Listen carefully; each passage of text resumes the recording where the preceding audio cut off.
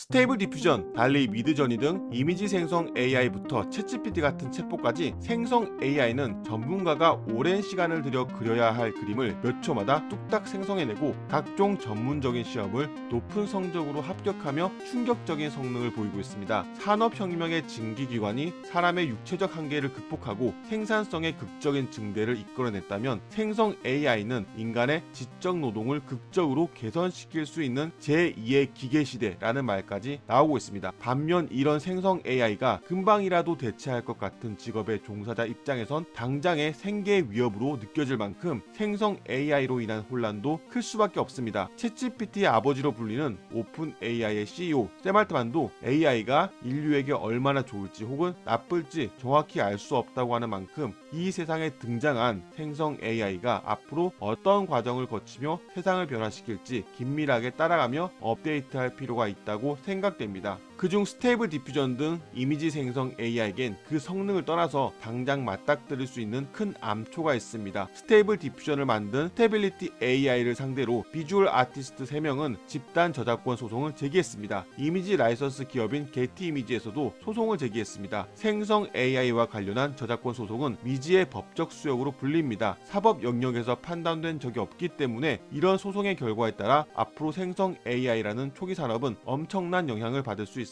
스테이블 디퓨전은 웹에서 수집한 수억 개의 이미지로 훈련되었습니다. 이 이미지 중 일부는 퍼블릭 도메인 같은 저작권 문제가 없는 데이터이거나 크리에이티브 커먼즈 같은 허용 라이센스 하에 있는 데이터들입니다. 하지만 모든 이미지들이 그렇진 않습니다. 게티 이미지 측은 스테빌리티 AI는 관련 캡션 및 메타 데이터와 함께 게티 이미지 컬렉션에서 1200만 개 이상의 사진을 허가나 보상 없이 복사했다라고 주장합니다. 스테빌리티 AI 측에서는 저작권의 공정 사용 원칙에 따라 이미지를 사용할 수 있다고 주장합니다. 생성 AI 자체가 법원이 저작권을 두고 판결한 적이 없는 새로운 영역이기 때문에 양측의 주장이 첨예하게 대립하고 있습니다. 판단은 법원의 몫이지만 이 소송은 다음과 같은 부분에서 쟁점이 될 수 있습니다. 스테빌리티 AI 측이 언급한 건 아니지만 전문가들은 공정 사용의 근거로 과거 구글의 도서 검색 엔진이나 표절 검색 엔진인 터니닛 사례를 인용할 수 있다고 얘기합니다. 구글이 도서 검색 엔진을 만들기 위해 책들을 스캔하기 시작했을 때 저자들은 저작권 침해에 대해서 소송을 진행했습니다. 구글은 스캔한 책들이 사용자에게 표시되지 않을 것임을 강조하며 공정 이용을 주장했습니다. 이에 대한 2014년과 2015년의 판결에서 법원은 구글의 손을 들어주었습니다. 법원은 단어 검색 결과는 해당 페이지와 목적, 성격, 표현, 의미 및 메시지가 다르다라고 판결했습니다. 터니닛에 대한 법원의 판결도 비슷했습니다. 법원은 표절 방지 서비스인 터니닛에 대한 저작권 소송을 기각하며 터니닛은